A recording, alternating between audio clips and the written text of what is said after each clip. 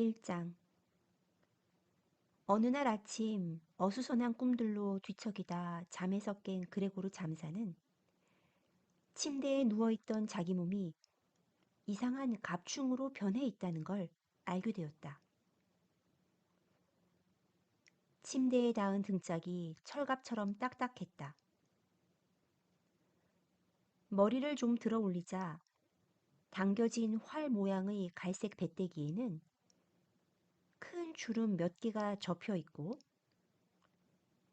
그걸 덮고 있는 이불은 당장이라도 미끄러져 내릴 듯 위태로워 보였다. 게다가 저기 눈앞의 덩치에 비해 너무 가늘어 참 볼썽사나운 다리들이 버둥거리고 있었다. 나한테 무슨 일이 일어난 거야? 그는 잠시 생각했다. 꿈은 아니었다. 크기는 좀 작지만 여기는 분명 사람이 사는 방이고 사방이 벽으로 둘러싸인 고요하고 익숙한 자기 방이었다. 탁자도 하나 있는데 그 위에 직물 샘플이 흩어져 있었다. 잠사는 영업사원이었다. 그리고 벽에는 황금빛 예쁜 테두리의 액자도 걸려 있고 얼마 전 어느 화보지에서 본인이 오려 넣어둔 그림이 그대로 들어 있었다. 모피 모자를 쓰고 풍성한 모피 목도리를 두른 여인이 정면으로 화가를 바라보며 앉아있는 그림이었다. 팔을 약간 치켜 세웠으나 모피 토시에 전부 가리어 팔꿈치 아래는 보이지 않았다. 그레고르는 얼른 창문으로 시선을 돌렸다. 빗방울이 톡톡 함석 창틀에 떨어지는 소리에다 희끄무레한 날씨 탓인지 기분이 무척 울적했다. 어, 일단 눈을 좀 붙이고 잠을 더 자면서 이 말도 안 되는 상황을 잊어버리는 게 좋겠다. 생각은 이렇게 했지만 도저히 그럴 수가 없었다. 그는 오른쪽으로 누워야 잠이 오는데 지금 이 상태로는 도무지 그런 각도가 나오지 않았다. 죽을 힘을 다해 오른쪽으로 몸을 세우려 했으나 힘을 줄수록 금세 누운 자세로 되돌아갔다. 버둥대는 다리들을 보지 않으려 눈을 꼭 감고 100번도 넘게 다시 시도했으나 번번이 허사였다. 너무 열심히 힘을 줬는지 옆구리에 한 번도 느껴본 적 없는 무지근하고 괴이한 통증까지 와서 포기할 수밖에 없었다. 아, 정말 그는 생각에 잠겼다. 나는 왜 하필 이 고단한 직업을 선택했을까? 하루가 멀다고 길을 떠나야 하는 신세라니. 영업직은 일반 사무직에 비해 스트레스가 훨씬 심해. 늘 출장을 가야 하는데 기차를 갈아탈 때마다 길에 버리는 시간도 그렇고 기차를 놓칠까봐 노심초사하는 것도 그렇고 끼니에 맞춰 따뜻한 밥을 챙겨 먹을 수가 있나. 거래처도 항상 바뀌고 담당자도 도무지 한철 만나면 그만이니 사람 냄새를 느낄 수 없는 인간관계. 정말 더는 이 짓을 못 해먹겠다. 그런데 배때기 저 끝부분이 조금 간지러웠다. 침대 모퉁이 기둥 쪽으로 등짝을 조금 밀어 몸을 옮기고 머리를 살짝 들어 올리니 가려운 자리가 눈에 들어왔다. 왜 그렇게 생겨 먹었는지 알 수 없으나 하얀색 작은 점들이 잔뜩 덮여 있었다. 좀 더듬어 볼까 싶어 다리 하나를 그쪽으로 뻗다가 얼른 몸을 움츠리고 말았다. 살짝 닿았는데도 온몸에 소름이 돋을 정도로 그 자리가 차갑게 느껴졌기 때문이었다. 그래서 얼른 몸을 미끄러뜨려 원래 자세로 돌아왔다. 이렇게 꼭두 새벽에 일어나는 거, 이건 정말 간단하게 멍청이가 되는 일이야. 그는 다시 생각했다. 사람은 잠을 충분히 자야 해. 영업직이어도 다른 이들은 무슨 왕실에 딸린 애첩틀처럼 빈둥빈둥 잘만 살아. 나는 일을 다 보고 계약서 마무리에 필요한 작업을 끝내려 오전 중에 헐레벌떡 숙소로 돌아오면 그치들은 실컷 자고 일어나서 그제야 아침밥을 먹고 있잖아. 내가 만약 그렇게 굴었다간 우리 사장은 당장 내 모가지를 날려버렸을 거다. 진즉 그런 꼴을 당했다면 나한텐 어쩌면 더 나을 수도 있었어. 부모님 탓에 내가 참고 견디는 거지. 그렇지 않았으면 벌써 집어던졌을 테고. 사표를 쓰고 당당히 사장 앞에 나아가 마음속에 눌러둔 생각들을 죄다 뱉어버렸을 거야. 그랬다면 사장님은 기겁하고 책상에서 바닥으로 나 뒹구셨겠지? 사장님은 정말 특등 갑질 인간인 게 사원들한테 말할 때는 꼭 책상에 걸터 앉아서 위에서 아래로 눈을 내리깔면서 말을 해야 살맛이 나는 사람 같다. 게다가 귀까지 어두워서 가까이 달려가 말씀을 올려야 간신히 알아먹지. 아무튼 나는 아직도 그 희망을 완전히 포기한 건 아니야. 부모님이 사장님께 진 빚 때문에 아마 5, 6년은 더 그 밑에서 일할 수밖에 없겠지만 빚만 다 갚으면 나는 반드시 그렇게 하고 말 거야. 그놈의 빚만 다 털어버리면 그때는 제대로 본때를 보여줘야지.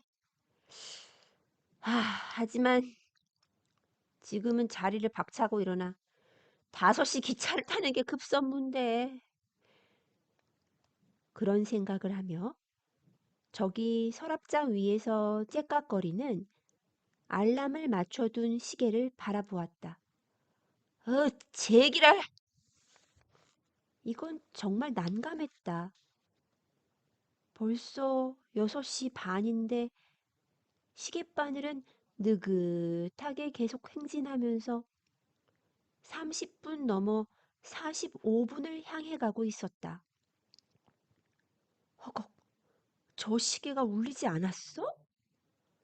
아니, 여기 침대에 봐도 알람은 분명히 4시에 맞춰져 있는데 그렇다면 절대로 울리지 않았을 리가 없는데 대체 어찌 된 일이지? 저 시계는 서랍장이 흔들릴 정도로 세게 우는데 대체 내가 어떻게 그걸 견디며 여태껏 잠을 잘 수가 있었던 거야? 도저히 편안한 잠을 잤을 리가 없는데 그렇다면 아주 깊은 잠에 빠져버렸던 게 확실하다. 그나저나 이제 어떡하면 좋담? 다음 기차는 7시 출발이었다. 그걸 타려면 지금이라도 일어나서 미친 듯이 서둘러야 한다. 어질러진 샘플들도 챙겨야 하는데 지금은 몸 상태가 안 좋아 아주 굶더니 정말 어찌할 바를 모르겠다. 그리고 간신히 7시 기차를 잡아 탈 수 있다고 해도 사장님은 노발대발 지랄을 떨 게 뻔하다. 그 인턴 녀석이 5시 기차를 기다리다가 아직도 잠사씨가 나타나지 않았다고 쪼르르 일러 바쳤을 게 틀림없다. 사장님 꼭두각시나 다름없는 그 녀석은 도무지 줏대도 없고 머리도 안 되는 놈이라니까. 그럼 이제라도 병이 났다고 보고를 하면 어떨까? 하지만 그것도 참 난처하고 믿기지 않을 것이다. 지난 5년 동안 그레고르는 단 한 번도 아팠던 적이 없었기 때문이다. 틀림없이 사장님은 의료보험 소속의 담당 의사를 대동하고 나타날 거다. 그리고 어쩌면 그렇게도 게으른 아들을 두었냐고 그레고르의 부모에게 호통을 치며 보험의사의 속단을 근거로 어떤 변명도 들으려 하지 않을 것이다. 그런 의사들의 눈에는 이 세상 모든 인간은 사지가 멀쩡한데도 일하기 싫어서 게으름을 떠는 것으로 보이기 때문이다. 게다가 이 경우는 의사가 틀린 얘기를 하는 것도 아닌 셈이다. 평소보다 잠을 좀 넉넉히 자서 졸음이 밀려오는 것 말고 갑자기 허기가 몰려오는 걸 보니 그레고르는 지금 컨디션은 괜찮은 것 같았다. 침대를 벗어나야겠다는 결심을 아직도 다 마무리 짓지 못하고 잡다한 생각들로 번민하는 사이 시계는 벌써 6시 45분을 가리켰고 조심스레 침대 머리 쪽의 방문을 두드리는 소리가 났다. 그레고르야, 6시 45분이야. 출근 안 하니? 어머니의 목소리였다. 부드러운 음성. 그런데 막상 그레고르 본인의 대답 소리가 너무 이상해 그만 식겁을 했다. 그게 자기 목소리인 건 틀림없는데 저 아래에서 올라오는 듯 그냥 눌러줄 수 없는 고통스러운 쇳소리가 섞여서 나왔다. 말을 시작하면 처음에는 똑똑하게 들리지만 금세 웅얼웅얼 뭉개진 소리로 변해 아무래도 상대는 그의 말을 알아들을 것 같지 않았다. 현재 상황을 자세히 설명하려 했으나 그는 제대로 소리가 나오지 않아 그냥 짧게 대답했다. 어, 알아, 엄마. 나 일어나. 나무로 된 문이어서인지 밖에서는 그레고르의 목소리가 변했다는 걸 알아차리지 못한 듯 했다. 어머니는 안심한 듯 곧 발길을 돌렸다. 하지만 이 짤막한 대화는 그레고르가 여태 출근을 하지 않고 침대에 자빠져 있단 사실을 다른 식구들 모두에게 알린 셈이었다. 바로 달려온 아버지는 다른 쪽벽의 문을 주먹으로 살살 두드려댔다. 그레고르? 아버지는 아들을 불렀다. 무슨 일이냐? 그리고 잠시 후 다시 와서 좀 더 목소리를 가라앉히고 심각하게 아들을 불러 제꼈다. 그레고르! 그레고르! 그리고 반대쪽 문으로는 누이가 달려와 애타는 목소리로 소곤거렸다. 오빠! 그레고르 오빠! 어디 아파? 좀 도와줄까? 그레고르는 양쪽 모두에 대고 답했다. 다 됐어. 나갈게. 발음을 최대한 명료하게 하려고 그는 말의 마디마디마다 일부러 끊어가면서 자기 목소리가 분명히 전달되도록 굉장히 애를 썼다. 아버지는 아침 식사를 하러 갔으나 누이는 그 자리에 그대로 서서 기다리며 작은 소리로 다시 속삭였다. 오빠, 문 좀 열어봐. 하지만 그레고르는 문을 열어줄 생각이 전혀 없었다. 그는 출장을 다니며 밤이면 항상 방문을 꼭꼭 걸어두는 습관이 몸에 배었다.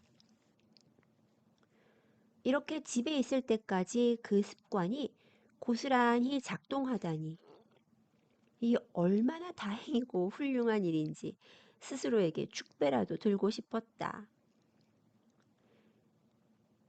그는 차분하게 일어나 옷을 입고 무엇보다 아침을 좀 제대로 챙겨 먹은 다음 나중의 일들을 생각할 작정이었다. 그 점은 침대에 누운 채 줄곧 다짐한 터였다. 대책 없이 꼬리에 꼬리를 무는 생각을 따라가다 보면 곧 거기에 휘말리게 되어 현명한 답을 낼 수 없으리라는 결론이었다. 그는 간혹 불편한 자세로 잠을 잤기 때문에 큰 병이라도 난 게 아닐까 상상할 만큼 여기저기가 욱신거렸던 기억이 났다. 하지만 잠에서 깬 다음 자리를 털고 일어나면 아무 일도 아니곤 했다. 그래서 오늘도 조금 전 상상했던 버러지 관련 일들이 어떻게 사라지는지 그게 살짝 궁금해지기도 했다. 목소리가 달라진 건 아마 독감의 전조일 텐데 영업직을 뛰는 이들에게는 이게 일종의 직업병이라는 사실도 의심의 여지가 없었다. 이불을 걷어내는 건 어렵지 않았다. 몸을 약간 들어 올리니 바로 흘러내려서 이 문제는 저절로 해결되었다. 하지만 다음부터는 좀 어려웠다. 몸통이 너무 옆으로만 너부대대하게 되어 있어서 그걸 가누기 힘들었다. 일어나려면 어떻게든 손과 발을 써야 하는데 그게 없고 다리만 잔뜩 있으니 제대로 움직이기가 정말로 힘들었다. 게다가 그 다리들은 쉴 새 없이 멋대로 절뚝거려서 도무지 통제할 수가 없었다. 다리 하나를 구부리려고 하면 도리어 그 다리가 쭉 펴져 버렸다. 그러다가 드디어 다리 하나를 마음대로 움직이는 요령이 터득되는가 싶었다. 하지만 동시에 다른 다리들이 제멋대로 꼬물거리며 격양이 되다 보니 이들이 죄다 너무 아팠다. 어, 하지만 이렇게 침대에만 누워있으면 안 되는데. 그레고르는 다시 중얼거렸다. 그는 먼저 하반신을 침대 밖으로 밀어내려 했으나 자기 힘만으로는 어떻게 움직일 수가 없었다. 하반신은 어떻게 생겼는지 아직 확인조차 못했고 사실 상상도 되지 않았다. 그래서 자꾸 더 지연되었다. 그러다 정말 죽을 힘을 다해 거의 미쳐 날뛰기라도 할 듯 앞쪽으로 몸을 밀어냈는데 그만 방향이 살짝 어긋나 버렸다. 그 탓에 침대 아래쪽 모퉁이 기둥에 아주 세게 부딪혔다. 어, 그 자리가 얼마나 얼얼했던지 몸에서 제일 아래쪽은 가장 예민한 부위가 틀림없다는 걸 금세 알게 되었다. 이번에는 상반신을 먼저 침대 밖으로 밀어내야겠다는 생각으로 아주 조심스럽게 머리를 올려 먼저 침대 끝으로 방향을 틀었다. 이건 훨씬 쉬운 편이었다. 그 넓적하고 무거운 몸뚱이도 드디어 머리가 향한 쪽으로 살살 움직였다. 하지만 머리가 침대 밖으로 간신히 나와 허공에 떠 있게 되자 그 방향으로 계속 움직이는 것에 갑자기 겁이 났다. 그렇게 하다가 만약 침대에서 그대로 곤두박질을 치면 어떻게 되나? 기적이 일어나지 않는 한 머리를 크게 다칠 것이 뻔했다. 그런데 지금은 절대 의식을 잃어서는 안 되니까 차라리 지금 그대로 침대에 가만히 누워있는 편이 더 나을 듯 했다. 같은 고생을 연달아서 하다 한숨을 내쉬었더니 작은 발들이 싸움이라도 벌이려는 듯 아까처럼 허공에서 허우적대는 모습이 곧 눈에 들어왔다. 하지만 그렇게 멋대로 움직이는 것들을 어떻게 진정시키고 가라앉힐 도리가 없으니 정말 마음이 답답했다. 그렇다고 마냥 침대에만 누워있을 수도 없는 노릇이어서 어떻게든 침대에서 벗어날 수 있다면 어느 정도의 희생은 감당하는 쪽이 낫지 않을까? 다시 생각을 바꾸게 되었다. 하지만 서두르다가 엉뚱한 결론을 내리는 것보다 차분하고 또 차분하게 생각을 거듭하는 편이 낫다는 결론이었다. 그런 생각을 하며 얼른 창문 쪽으로 정확하게 시선을 돌려봤지만 안타깝게도 창밖 좁은 길 건너편까지 아침 안개가 자욱하게 덮고 있었다. 거기서는 어떤 활력도 믿음도 얻기 어려웠다. 벌써 7시네. 탁상 시계의 알람이 다시 울리자 그는 또 혼잣말을 중얼거렸다. 벌써 7시인데 아직까지 저렇게 안개가 자욱하다니. 그리고 잠시 숨을 고르며 이 완전한 고요 속에서 푹 잠기면 혹시라도 원래의 상태, 정상적이고 자연스러운 예전 상태로 되돌아갈 수 있지 않을까 싶어 가만히 누워 있었다. 그러나 곧 생각이 바뀐 듯 다시 혼잣말을 중얼거렸다. 늦어도 7시 15분 전에는 무슨 일이 있어도 자리를 털고 일어나야만 한다.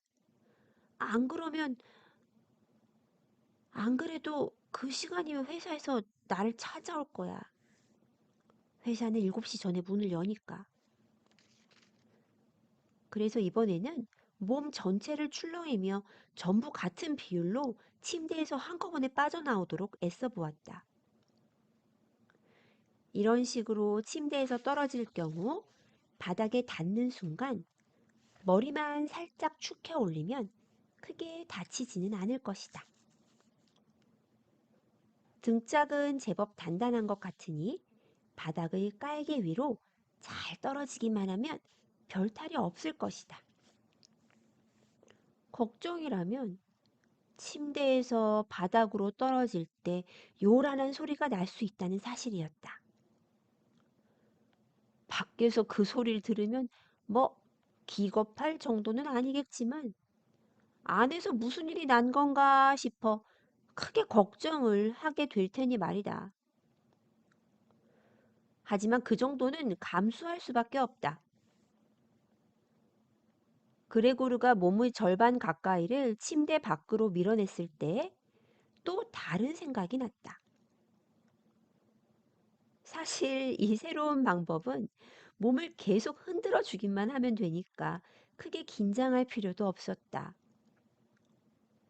일종의 놀이를 한다고 여기면 되기 때문에 옆에서 누군가가 그를 조금만 거들어 주면 전혀 어려울 게 없는 일이었다.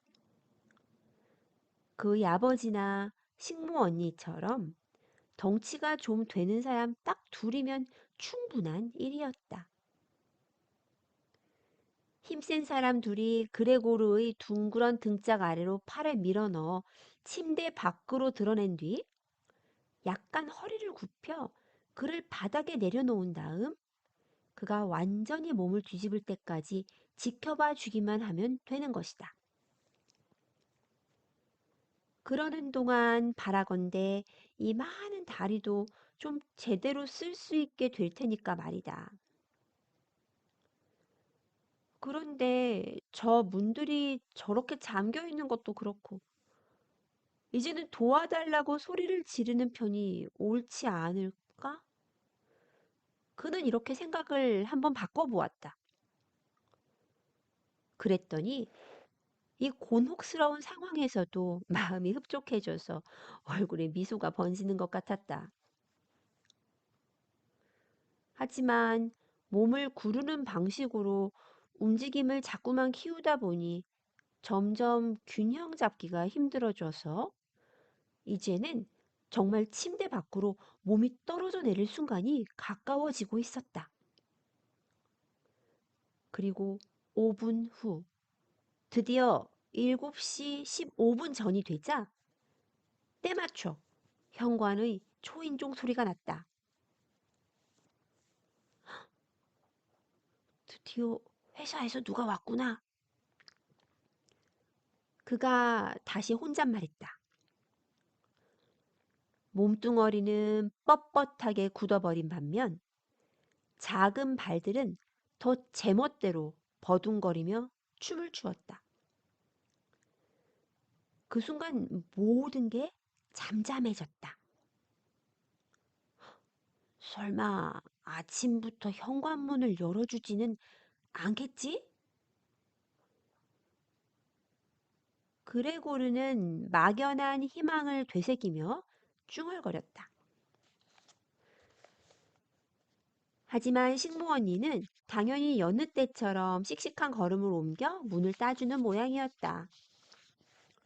현관 앞에 도착한 손님의 목소리가 그레고르의 귀에 바로 꽂혔다. 아니나 다를까 상무님이 몸소 출동을 하신 것이다. 그레고르는 왜 이 정도 지각을 가지고 저렇게 사원을 의심하고 난리를 치는지, 하필 자신은 왜 이런 회사에 몸을 바쳐 일하는 신세가 되었나 싶어 화가 치밀었다. 사원들을 모두 사기꾼으로 아나? 새벽에 한두 시간 늦은 일로 자신은 정신에 이상이 올 만큼 양심이 사무쳐서 침대조차 벗어날 수 없는 지경에 이르지 않았는가? 그런 사람에게 한 움큼 신뢰도 가질 수 없다는 뜻인가? 그리고 설사 이번의 실수가 그래서 마땅할 만큼 중대한 일이었다고 해도 인턴 하나 보내는 정도면 충분하지 않을까? 그런데 저 상무란 자께서 몸소 저렇게 나타나 아침부터 죄 없는 가족들까지 놀라게 하면서 이 상황에 함께 의심을 품게 만들다니. 게다가 이게 다 저 멍청이 상무놈의 소관이라니. 이런 빌어먹을 일이 또 있느냐 말인다. 그레고르는 제대로 마음을 먹고 행동에 옮겼다기보다는 아마 이런 생각으로 흥분을 했던 것 같다. 그러다 보니 그만 죽을 힘을 다해 침대 밖으로 몸을 던졌고, 아닌 게 아니라 천지가 진동하는 정도는 아니지만 둔탁하고 제법 큰 소리가 났다. 그레고르가 우려한 것보다 등짝은 더 탄력이 있었다. 게다가 바닥의 깔개 위에 곱게 떨어지며 충격이 완화된 덕에 그 둔탁한 소리는 별로 요란스레 들리지 않았다. 다만 더 조심하여 머리를 고추 세우지는 못했다. 그는 바닥에 좀 세게 부딪혀 화가 나기도 하고 또 많이 아프기도 해서 이리저리 머리를 돌리며 바닥 깔개에 자꾸 문질렀다. 안에서 뭔가가 떨어진 모양이에요. 왼쪽 옆방에서 그 둔탁한 소리를 들은 상무가 말했다. 그레고르는 언제 저 상무놈에게도 자신이 오늘 겪는 일과 비슷한 일이 일어날 수는 없을까 하는 상상을 했다. 그에게도 이런 일이 절대 없으란 법은 또 없지 않은가? 이 질문에 거칠게 답이라도 하듯 옆방에 있는 상무는 또각또각 반짝이는 장화로 발소리를 내며 몇 걸음을 옮기는 모양이었다. 한편 오른쪽 옆방에서는 여동생이 조심조심 이런 사정을 설명했다. 그레고르 오빠, 상무가 왔소.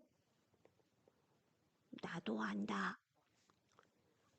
누이 귀에 잘 들릴 수 있을 만큼 그렇게 큰 소리를 낼 엄두가 나지 않아 그레고르는 그냥 속으로만 대답했다.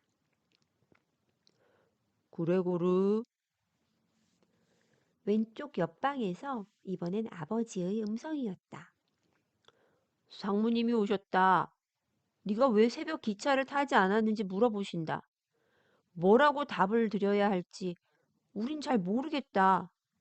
아니, 그것보다 너랑 직접 얘기를 나누고 싶어 하시는구나. 그러니까 얼른 문 좀 열어라. 방이 좀 어질러져 있다 해도 상무님은 그러려니 하실 테니 그냥 열어. 아버지의 말 도중에 상무님의 목소리가 나긋하게 끼어들었다. 좋은 아침이에요, 잠사씨. 아, 좋지 않아요. 아버지가 그레고르 방문에 대고 얘기하는 중에 어머니가 급히 끼어들며 상무에게 말했다. 얘가 지금 아파요. 정말이에요, 상무님. 안 그러면 그레고르가 어떻게 기차를 놓칠 수가 있겠어요. 저 아이는 머릿속에 온통 회사일밖에 없는 녀석이에요. 퇴근 후에는 외출 한번 하는 적이 없어서 내가 다 답답할 지경인걸요. 요 여들에는 줄곧 시내에 있었잖아요. 그런데 매일 밤 집에만 머물렀어요. 저기 식탁에 우리랑 함께 앉아 신문도 보고 출장 갈 스케줄도 짜면서 기차를 어떻게 갈아탈지 그것도 연구했고요. 그나마 심실풀이는 톱으로 목공을 하는 거예요. 요전에 한 이틀? 사흘 저녁을 거기 매달리더니 작은 액자 하나를 만들었어요. 얼마나 이쁘게 만들었는지 이따가 보시면 깜짝 놀라실 거예요. 저 방에 걸려 있어요. 그런데 그레고르가 문을 열면 보실 수 있어요. 상무님 여기 오셔서 얼마나 좋은지 모르겠네요. 식구들이 아무리 얘기해봤자 그레고르 문을 안 열어줄 텐데. 저 아이 고집이 또 이만저만이 아니거든요. 아침에는 괜찮다고 했었는데 아무래도 몸이 안 좋은 게 틀림없어요. 금세 나가요. 그레고르는 천천히 공을 들여 대답했지만 한마디라도 혹시 바깥에서 하는 말을 놓칠까 싶어 아직 몸뚱이를 움직이지는 않았다. 뭐, 다른 식으로 생각할 수가 없겠네요, 어머니. 상무도 동의하며 말을 이었다. 별일이 아니면 좋겠어요. 하지만 제가 드리고 싶은 말씀은 영업하는 사람들은 원래 그게 보기에 따라 다행일 수도 있고 불행일 수도 있는데 몸이 좀 피곤한 일은 언제나 있는 일이라 영업을 우선에 두다 보면 도저히 그런 건 내색조차 할 수 없는 거예요.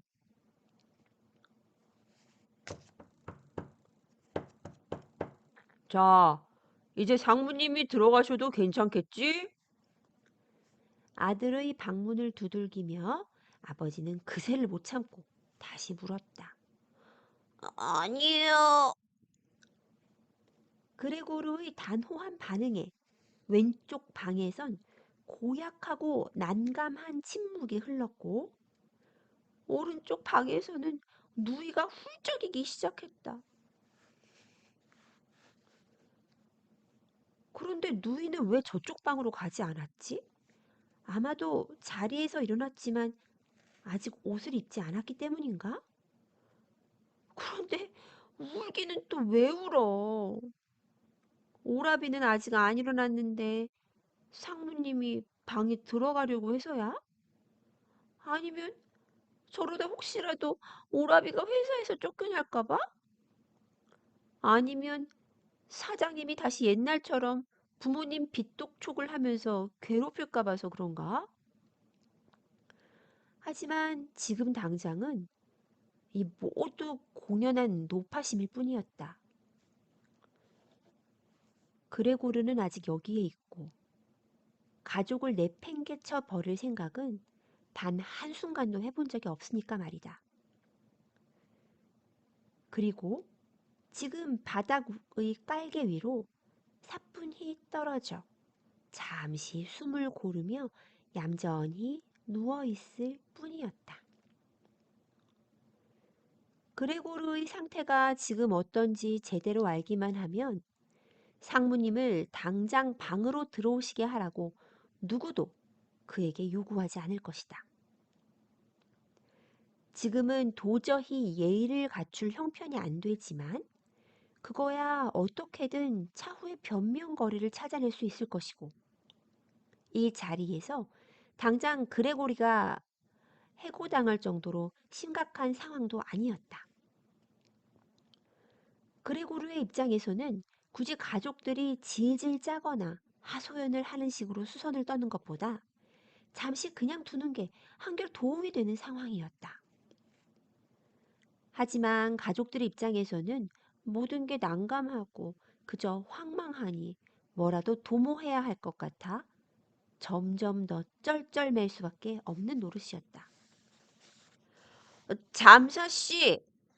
드디어 상무님은 한껏 격앙된 목소리로 그레고를 닥달하기 시작했다. 대체 무슨 일인가요? 방에 처박혀 아예 담을 쌓을 작정이신가? 가타부터 아무 대답도 하지 않고 부모님들에게 왜 말도 안 되는 심려를 끼쳐드리는지 모르겠네. 이건 굳이 말 안 하려고 했지만 잠사씨는 지금 듣도 보도 못한 방식으로 영업상 의무를 소홀히 하고 있는 거야. 이제 당신 부모님과 사장님의 이름으로 내가 얘기하는데 지금 당장 분명하고 정직하게 해명하시게. 이거 진짜 기가 막히고 코가 막히는구먼. 난 자네를 얌전하고 반듯한 사람으로 알았는데 이제 보니 완전 또라이 똥꼬집 아닌가? 사실은 오늘 아침 사장님이 자네의 지각 이유에 관해서 얼마 전에 자네가 맡았던 수금 건으로 상당히 깨름직한 얘기를 꺼내셨어. 하지만 그럴 리가 없다고 내 명예를 걸고 솔직히 그런 식의 얘기는 부당하다고 내가 나서서 말씀을 드렸거든?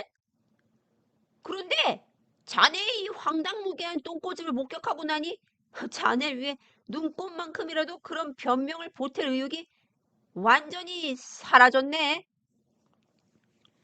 게다가 지금 자네 자리도 그렇게 완전히 보장된 건 아니야.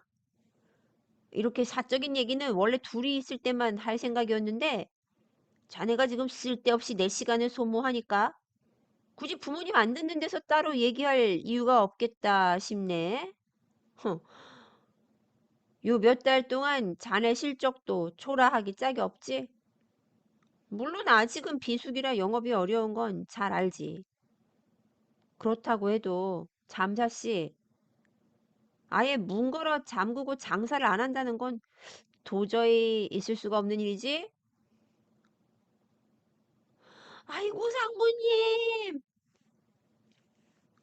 그레고르는 부하를 더 이상은 참을 수가 없어서 다른 일은 모두 잊은 듯 목청껏 소리를 지르기 시작했습니다. 당장 열게요. 지금 바로 조금 어지러워서 몸을 가누기 힘들어서 못 일어났어요. 아직 자리에 누워 있는데 이제는 괜찮아요. 이제 자리에서 일어나니까 잠깐 기다려요. 생각한 만큼 내가 아직 좋지 않은데 금세 괜찮아질 거예요. 대체 이런 일이 어떻게 생길 수가 있는지 어젯밤까지 말짱했어요.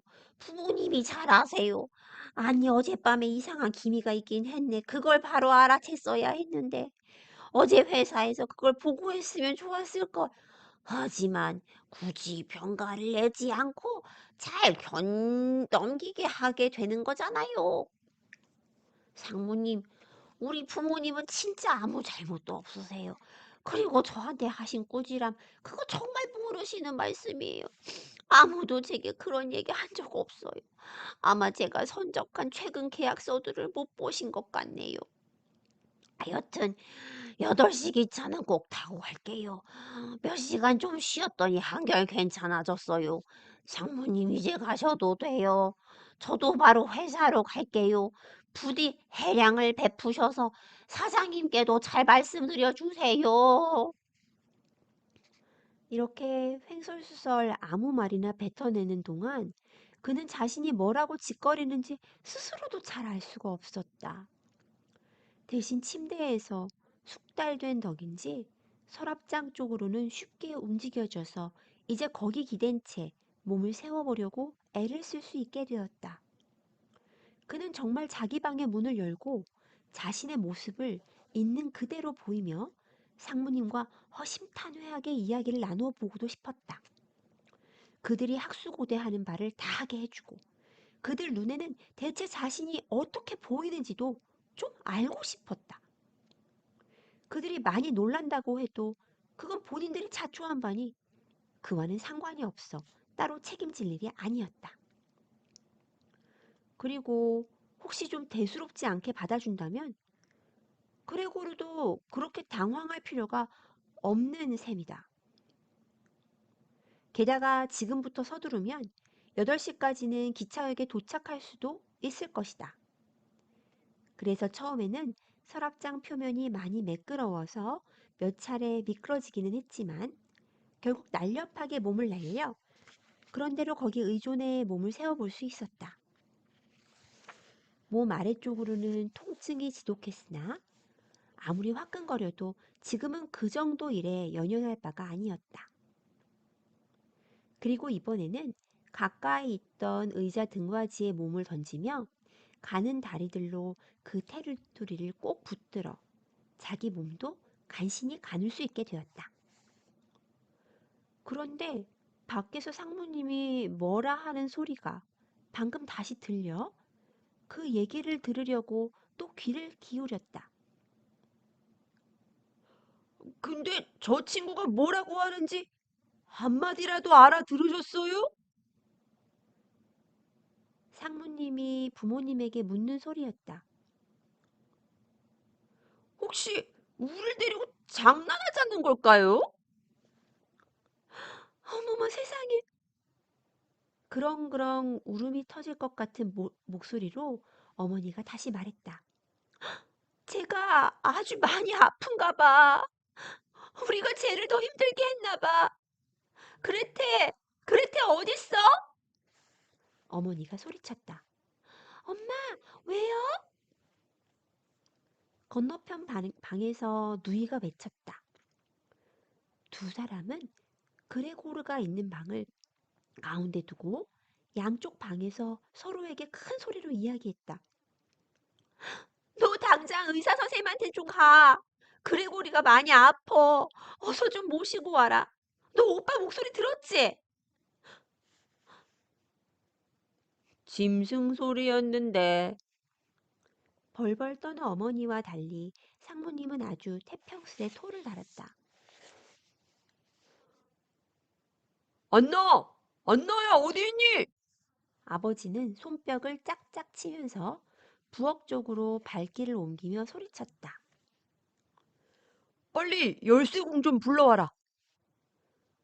여동생과 식모 언니는 치맛자락 휘날리며 복도를 내달려 현관문을 열어 젖혔다. 그런데 어느 결에 여동생은 옷을 다 주워 입었지? 문이 닫히는 소리는 전혀 들리지 않았다. 큰 사고가 터지면 별로 문단속을 안 하고 다 열어두듯이 그들의 현관문을 그냥 열어둔 모양이었다. 그레고르는 한결 차분해졌다. 다른 사람들이 이제 더는 자기 말을 못 알아듣는 반면 그의 귀는 이전보다 훨씬 더 밝아진 것 같았다. 밖에서 떠드는 사람들의 소리가 아주 또렷하게 잘 들리니 그 적응 능력은 정말 놀라웠다. 아무튼 그가 지금 몹시 힘든 상태라는 사실을 누구도 이제는 의심하지 않으며 그래서 다들 신뢰와 확신으로 그를 도우려 한다는 점도 분명해졌다.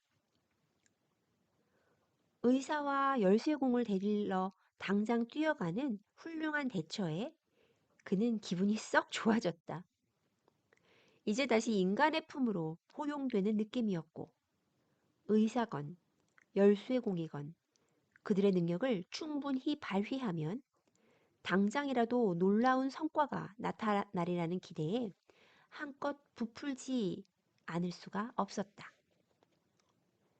그는 이제 곧 승부수를 던져야 할 상무와의 면담을 앞두고 먼저 목소리를 가다듬어야겠다 싶어서 몇 차례 헛기침을 해보았다.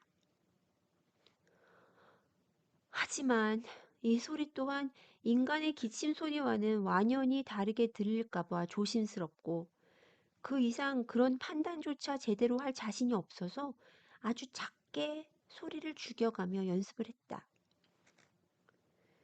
그동안 옆방에서는 아무 소리도 나지 않았다. 어쩌면 부모님은 상무님과 함께 식탁에 앉아 소곤거리고 계실 것이다. 아니면 그들 모두 그의 방문에 기댄 채 열심히 귀를 기울이고 있을지도 몰랐다. 그레고르는 안락 의자에 의지해 문 쪽으로 천천히 몸을 옮긴 후 의자는 그대로 두고 문을 향해 돌진했다. 그리고 그대로 거기에 몸을 기대고 반드시 섰다. 그의 작은 발들에서 끈적이는 점액이 발바닥으로 배어나왔다. 먼저 긴장을 풀고 그 자세로 잠시 휴식을 취하면서 이제 문에 꽂힌 열쇠를 입으로 돌려볼 작정이었다. 그래서 먼저 열쇠를 꽉 물어야 했는데 안타깝게도 이빨이 없으니 그렇게 할 수가 없었다. 하지만 턱은 제법 단단해서 턱을 들이밀었더니 정말 열쇠가 움직이기 시작했다. 그런데 어찌나 기를 쓰고 들이댔던지 입에서 거무스르한 액체가 흘러나와 열쇠며 바닥까지 적시는 것으로 보아 주둥이 어디에 생채기가 난 게 틀림없었다. 무슨 소리가 나는데요? 옆방에서 상무님의 목소리가 들렸다. 열쇠를 돌리는 모양이에요. 그레고르에게 이는 복음과 다름없는 울림이었다. 아버지도 어머지도 모두 다 함께 그를 향해 이제 아낌없는 성원을 보내시는 게 분명했다. 아자, 그레고르! 마음을 합해 다 함께 소리를 질러 주어야 했다. 아자, 아자! 좀 더 힘을 줘! 열쇠를 끝까지 돌려봐! 모두 숨을 죽이고 자신이 얼마나 애를 쓰는지 밖에서 지켜보고 있다고 상상하면서 그는 젖먹던 힘까지 짜내고도 모자랄까봐 더 죽을 힘을 다해 열쇠를 물고 늘어졌다. 열쇠가 조금씩 움직이기 시작하자 그는 아예 온몸을 주둥이에 의지했다. 그런 다음 더 끈질기게 매달리거나 아니면 온 체중을 실어 위에서 아래로 지그시 내려누르는 방법으로 살살 완급을 조절하면서 열쇠에 매달려 돌아가는 얄궂은 춤사위를 펼쳐보았다. 드디어 찰칵 자물쇠가 당겨지는 청아한 소리에 그레고르도 금세 정신이 맑아졌다. 안도의 숨을 내쉬며 그는 중얼거렸다. 굳이 열쇠공은 안 불러도 되는 거였네. 그리고 손잡이에 머리를 올려 드디어 방문을 살짝 열었다. 이렇게 공을 들이며 방문을 열어 문을 따끔히 열었지만 그는 아직 밖으로 모습을 드러내지 못했다.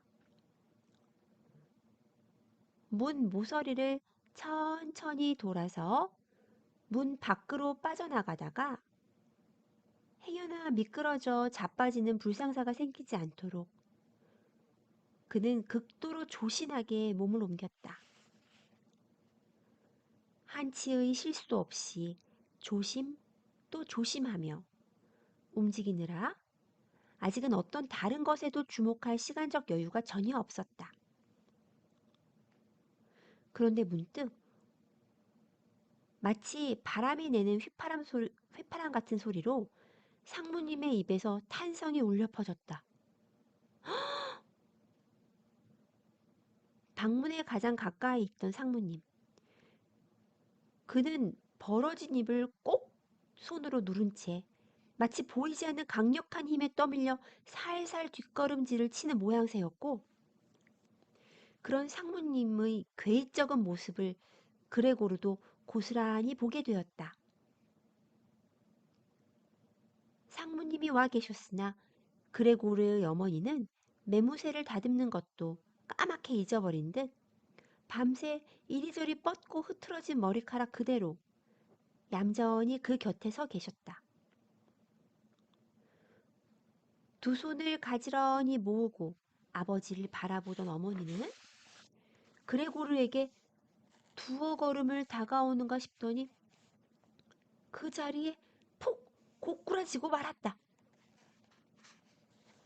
그러느라 입고 있던 치마가 구름처럼 부풀어 가슴까지 다 덮어버린 바람에 어머니의 얼굴은 아예 드러나 보이지도 않았다. 난데없이 나타난 적군이라도 무찌려는 듯 아버지는 주먹을 불끈 쥐고는 그레고르를 그의 방으로 도로 밀어넣으려는 자세를 취하다가 주춤했다.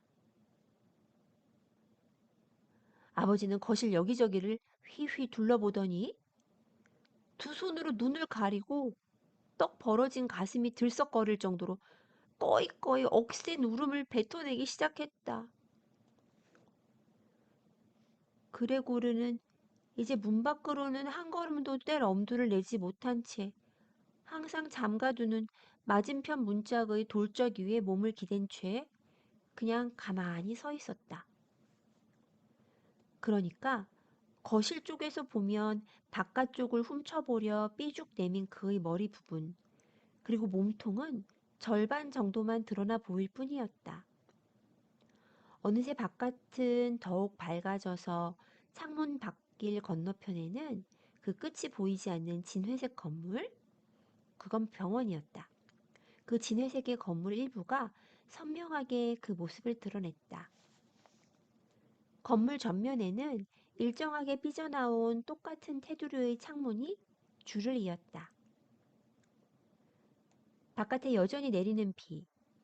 그런데 점점 더 굵어져서 바닥으로 툭툭 떨어져 내리는 빗방울의 윤곽 하나가 또렷이 보일 지경이었다. 식탁에는 아직 아침 식사 때 차려둔 접시들이 잔뜩 쌓여 있었다. 하루 중에 아침 식사를 가장 속중히 여기시는 아버지는 보통 식탁에 자리 잡을 때 다양한 매체의 신문을 몇 시간이고 훑어보며 일과를 시작한다. 맞은편 벽에는 그레고르가 중위로 복무하던 시절 군복 차림으로 손으로는 칼을 붙은 채 위엄과 자부심을 뽐내며 환하게 웃고 있는 사진 하나가 걸려 있었다. 현관으로 나가는 거실문이 그대로 열려 있고 현관문까지 열려 있으니 층계참을 지나서 아래로 내려가는 계단 입구까지 모두 한눈에 들어왔다. 저 이제 옷부터 좀 챙겨 입을게요. 이 시점에서 평정을 유지할 수 있는 사람은 자신밖에 없다는 사실이 확실한 그레고르는 차근차근 자기가 먼저 설명을 시작했다. 직물 샘플도 모두 챙겨서 바로 출발할게요. 그렇게 하면 되겠지요, 상무님? 상무님, 저는 똥꼬집을 부리는 사람이 결코 아니고 아주 행복하게 일하는 사람이라는 걸 확인하셨죠? 출장일이 좀 고되기는 해도 저는 출장을 가지 않으면 몸이 근질거리는 사람이에요. 상무님, 그런데 지금 어디로 가시나요? 회사로요? 그런 건가요? 그렇다면 모든 상황을 있는 그대로 진실하게 보고하시겠죠? 지금 당장은 일하기가 좀 힘들어도, 하지만 오히려 지금 이 시점이 바로 지난 성과를 돌이켜보면 장애 요소들을 확실하게 제거한 다음 앞으로의 업무에서 선택과 집중의 항목을 잘 따져볼 수 있는 기회가 아닐까 싶어요. 제가 사장님께 큰 빚을 지고 있다는 건 잘 알고 계시죠? 게다가 저는 부모님과 여동생도 돌봐야 하는 처지거든요. 지금 좀 난관에 빠져 있지만 금세 벗어날 겁니다. 부디 저를 지금 닥친 일보다 더 힘든 지경으로 몰지만 말아주세요. 회사에서 제 편이 돼서 말씀 좀 잘해주세요. 영업직에 대해서 사람들이 탐탁해 하지 않는다는 건 잘 알아요. 아주 떼돈을 벌면 늘어지게 사는 줄 알잖아요. 이게 얼마나 황당한 편견인지 그걸 제대로 따져볼 생각들은 안 하지요. 하지만 상무님은 다른 직원들보다 이런 사정을 꿰뚫고 계시잖아요? 솔직히 말씀드리면 사장님보다도 안목이 높으시죠. 사장님이야 경영주 입장이니 사원에게는 아무래도 불리한 쪽으로 좀 판단이 흐려지실 일이 많으시잖아요. 저희 영업직들은 거의 1년 내내 회사 밖에서 돌다 보니까 근거 없는 비난이나 엉뚱한 구설수에 쉽게 희생되어도 당당히 맞설 방도가 없다는 사실도 상무님께서는 잘 아시잖아요. 저희는 회사 내부에서 떠도는 소문 따위를 들을 길이 거의 없어요. 출장을 마치고 파김치가 돼서 돌아오면 도무지 어디서 시작된 건지 알 수 없는 뒷담화의 최종 결과만 갑자기 내 몸으로 감당해야 되는 경우들이 너무 많아요. 상무님, 부디 그냥 가시지 마시고 제 말이 그래도 진실하고 일리가 있다고 딱 한마디만 답해주세요. 하지만 그레고르가 몇 마디 말을 시작했을 때부터 상무님은 이미 고개를 돌리기 시작해서 입을 비축거리고 어깨를 움찔거리다 이따금 힐끔거리며 그에게 눈길을 줄 뿐이었다. 그레고르는 줄곧 하소연을 해댔지만 상무님은 잠시도 가만히 있지를 못하고 그레고르에게서 시선을 완전히 거두지는 않으면서 아주 조금씩 뒷걸음질을 치고 있었다. 거길 바로 떠나면 곧 큰일이 터지고 말 거라는 은밀한 금지 조항이라도 있는 것 같았다. 그는 이미 현관으로 발길을 돌려 살살 거실을 빠져나갔다. 그러다 갑자기 속도가 붙어버리니 진짜 발등에 불이라도 붙은 것 같았다. 그리고 현관에 이르자 천상에서 그를 구원할 존재가 내려와 기다리기라도 하는 듯 그는 계단 손잡이를 향해 있는 힘껏 오른쪽 손을 뻗으며 달려나갔다. 이토록 황망한 상황에서 저렇게 상무님이 떠나시게 내버려 두면 절대 안 된다. 그렇게 되면 회사에서 그의 자리는 더욱더 위태로워질 것이기에 무슨 일이 있어도 그냥 내버려 두어서는 결코 안 된다. 그레고르는 이런 사실을 바로 간파했다. 부모님은 그 모든 일을 이해하실 수가 없을 것이다.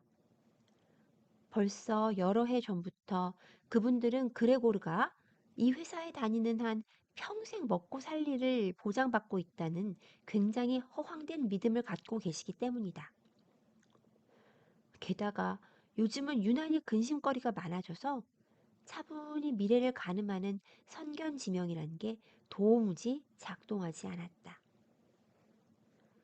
그에 비해 그레고르는 선견지명이 확실한 사람이었다. 저 상무님은 무조건 붙들어 모셔야 할 분이었다. 먼저 좀 진정을 시켜드리고 자기 말을 믿어줄 수 있도록 그분의 마음을 확실히 사로잡아야 한다. 그레고르와 그의 가족의 미래는 지금 완전히 그에게 달린 것이다. 여동생이 여기 꼭 있어야 하는데 그 아이는 참 영리했다. 그레고르가 아직 등을 대고 가만히 누워 있었는데도 누이는 이미 모든 걸 파악하고 찔찔거리기 시작하지 않았는가? 그 애라면 무던하이도 여자를 밝히는 상무님 정도는 확실히 휘어잡을 수 있을 것이다. 그 아이가 집에 있다면 진즉 거실 문을 꼭 닫아 걸고 절대로 현관 밖으로 빠져나가시게 하지 않게 한 다음 그분의 놀란 마음을 충분히 다독여 놓았을 것이다. 하지만 여동생은 지금 여기에 없다. 그레고르가 직접 나서야 하는 처지였다. 그래서 안간힘을 다해 여태껏 기대고 있던 문짝에서 자리를 박차고 일어났다. 제대로 움직일 수 있는 능력이 과연 얼마나 남아있는지를 따져볼 겨를도 전혀 없었고 자기가 하는 얘기를 남들이 얼마나 알아먹을지 아닐지에 대해서도 생각해 볼 여유가 없었다. 그냥 문짝부터 힘껏 걷어찬 다음 열린 틈으로 돌진해 상무님께 달려갈 참이었다. 하지만 그분은 이미 현관을 벗어나 좀 우스꽝스러운 자태였지만 두 손으로 층계참의 난관을 꼭 붙들고 계셨다. 그레고르도 어딘가에 의지하려 쩔쩔매다가 짧은 비명을 지르며 그 자리에 고꾸라졌는데 그 많은 발을 그만 모두 깔아뭉개며 자빠진 꼴이 되었다. 그런데 이렇게 엎어지고 나니까 비로소 그는 오늘 아침 들어 처음으로 육신의 편안함이라는 걸 맛본 셈이었다. 자신의 수많은 다리가 비로소 단단한 바닥에 사뿐히 착지하게 되었으니 말이다. 어여쁘고 작은 발들은 이제 드디어 주인님의 뜻을 고스란히 따르는 경지를 넘어 세상 어디라도 원하는 곳이라면 기꺼이 주인님의 옥체를 옮겨드릴 자세가 확실히 되어 있었다. 그레고르는 이제 드디어 모든 고통이 마무리될 시점에 도달했다는 확신 같은 게 느껴졌다. 하지만 어머니 곁으로 다가가던 그레고르가 바닥에 쓰러져 계신 그녀를 바로 목전에 두고 걸음을 늦추느라 잠시 몸뚱이가 흔들린 순간 완전히 의식을 잃은 줄만 알았던 어머니께서 갑자기 허공에 양팔을 벗고 손가락까지 더 활짝 펼치시며 비명을 질러대셨다. 살려줘! 제발 사람 살려! 어머니께서는 그레고르를 더 잘 보려 고개를 숙이시는 것 같더니만 오히려 후다닥 몸을 빼고 뒷걸음질을 치셨다. 그녀 뒤편에 잔뜩 어질러진 채 아직 치우지 않은 아침 밥상이 있다는 사실은 까맣게 잊으신 듯 그 가까이 몸을 피하시다가 다시 정신줄을 놓아버리셨다. 그러다가 그만 밥상 위로 주저앉아 버리신 바람에 커다란 커피 주전자가 엎어지며 바닥 양탄자로 커피가 쏟아진다는 사실조차 깨닫지 못하신 것 같았다. 엄마, 엄마. 그레고르는 작은 소리로 안타깝게 엄마를 부르며 멀거니 바라보았다. 그 순간이나마 상무님에 대한 생각은 까마득히 잃어버린 채 식탁에서 흐르는 커피에 꽂혀 몇 차례나 허공으로 턱조가리를 주걱거렸다. 그 모습에 다시 기겁한 어머니는 허둥지둥 식탁에서 일어나 달아나다가 털썩 넘어지는 순간 마침 맞은편에서 달려오던 아버지 품에 쓰러지셨으며 그나마 천만다행이었다. 하지만 상무님께서는 벌써 계단에 내려가기 시작하신 터라 그레고르는 부모님을 돌봐드릴 여유가 전혀 없었다. 상무님께서는 두 손으로 꼭 붙들고 있던 계단 난간에 턱을 기댄 채 한 번 더 마지막으로 돌아보셨다. 그레고르는 이제 무슨 일이 있더라도 그분을 붙들어야 한다는 일념으로 다시 한 발을 떼었으나 상무님께서는 바로 뭔가를 예감하신 듯 몇 계단을 한꺼번에 건너뛰어 바로 사라지셨다. 하지만 그가 뱉은 마지막 탄성은 곧 메아리가 되어 계단 전체로 울려 퍼졌다. 에휴. 그런데 상무님의 이 탈주극은 여태껏 상당히 침착하셨던 아버지마저 혼란의 소용돌이로 몰아넣은 듯했다. 안 그랬다면 당신이 직접 상무님을 쫓아가거나 아니면 적어도 그레고르가 쫓아가려는 걸 방해하지는 말았어야 하지 않았겠는가? 그런데 아버지는 오른손으로 상무님의 의자 위에 두고 간 모자와 외투, 그리고 지팡이를 움켜쥐고 왼손으로는 식탁에 있던 두꺼운 신문을 거머쥔 채 바닥을 발로 쿵쿵 구르다 손에 들린 지팡이와 신문을 흔들면서 그레고르를 그의 방에 다시 쳐넣으려고만 했다.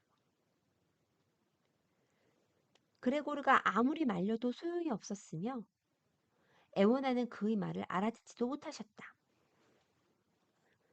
서러움을 참느라 힘껏 고개를 돌렸음에도 아버지는 쾅쾅 더 세게 발을 굴러댈 뿐이었다.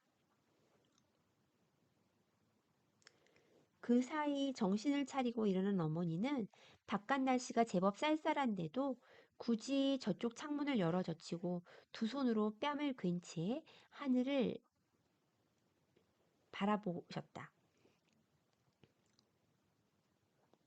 골목과 계단 사이에서 생겨난 강한 바람 탓에 창문 커튼이 펄럭이고 식탁 위에 있던 신문도 석석 소리를 내며 온 바닥으로 흩어졌다. 아버지는 이제 야만인처럼 식은 데다 인정사정 볼 것 없다는 듯 아들을 밀어붙였다. 하지만 그레고르는 아직 뒷걸음 연습을 한 적이 없어서 더더욱 더디게 움직일 수밖에 없었다. 그레고르가 혼자서 몸을 돌릴 수 있게 조금만 기다려 주신다면 그는 곧 방으로 들어갈 수 있을 것이다. 하지만 그 회전이라는 게 워낙 시간을 잡아먹는 일이니만큼 아버지께서 도저히 그걸 참지 못하실까 겁이 났고 등짝이든 머리통이든 어느 순간에 날아올지 모를 아버지 손에 들린 치명적인 지팡이도 굉장히 위협적이었다. 하지만 그레고르는 달리 방도가 없었다. 뒷걸음질로는 방향조차 제대로 가누지 못한다는 걸 여태껏 몰랐다는 게 본인도 놀라울 따름이었다. 그래서 계속 곁눈질로 아버지를 예의주시하며 가능한 빨리, 하지만 사실은 너무도 느릿느릿 자기 몸의 방향을 돌리기 시작했다. 아마도 아버지는 아들의 착한 마음을 사리신 듯 이 굼뜬 행동을 방해하지 않으셨다. 아니 오히려 저만큼 떨어져서 지팡이를 휘저어대니 멀리서 바라보면 오히려 아들의 회전 동작을 이리저리 지팡이 끝으로 지휘하는 것만 같았다. 아무리 그래도 아버지 입에서 부디 저 슉슉 소리만 나지 않으면 훨씬 참을만 할 텐데. 그레고르는 그 괴상망측한 소리에 정말 머리가 돌아버릴 것 같았다. 그놈의 슉슉 소리가 계속 들리니까 더욱 신경이 곤두서서 간신히 다 돌린 몸뚱어리가 잠시 중심을 잃어 좀 되돌아오고 말았다. 다행히 열린 문 방향으로 그의 머리를 잘 맞춰 걸음을 멈춰 세우기는 했는데 그의 몸뚱어리 폭이 너무 넓어 도저히 그 방향으로 직진해서는 문을 통과할 수가 없었다.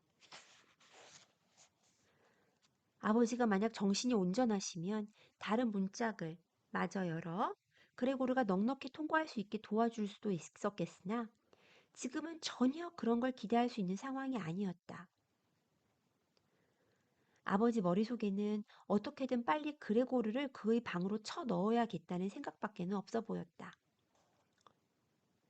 지금 그냥 이대로 문을 통과하려면 그레고르는 먼저 몸을 일으켜 세워야 하고 그러려면 다시 몇 가지 준비를 더 해야 했는데 아버지는 전혀 그렇게 하도록 내버려둘 심산이 아니셨다. 오히려 더 심한 괴성을 질러대고 무지막지한 우격다짐으로 밀어붙이며 그레고르를 방 안으로 몰아 넣으려고만 했다.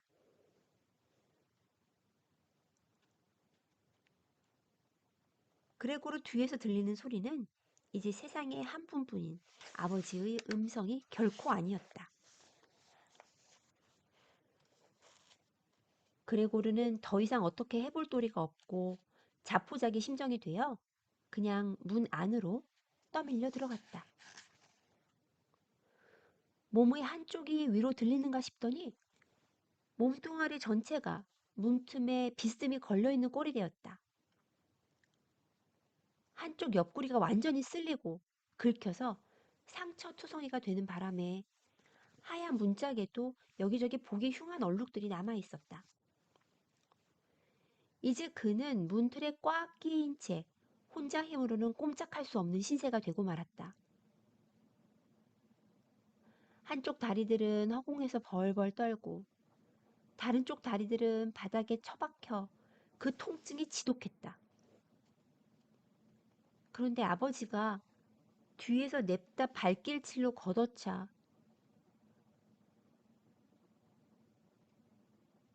그건 일생일대 다시 없을 구원이 되어 비록 피는 철철 흐르지만 드디어 방 한가운데로 사뿐히 나가 떨어졌다.